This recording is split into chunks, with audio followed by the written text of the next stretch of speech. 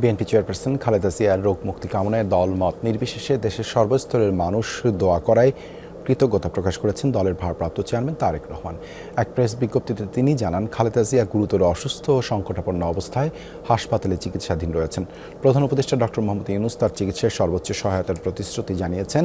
দেশ বিদেশের চিকিৎসক দল বরাবরের মতো তাদের উচ্চ মানের পেশাদারিত্ব ছাড়াও সর্বোচ্চ আন্তরিকতার সেবা দিয়ে যাচ্ছেন। এছাড়া বন্ধু প্রতিম একাধিক রাষ্ট্রের পক্ষ থেকে উন্নত চিকিৎসা সহ সম্ভাব্য সকল প্রকার সহযোগিতার আকাঙ্ক্ষা ব্যক্ত করা হয়েছে বলে জানান তারেক রহমান।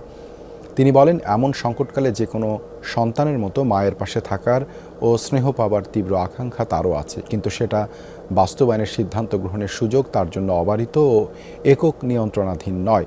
রাজনৈতিক বাস্তবতার সেই পরিস্থিতি প্রত্যাশিত পর্যায়ে পৌঁছালে দ্রুতই প্রতীক্ষার অবসান ঘটবে বলে আশা তারেক রহমান ও তার পরিবারের।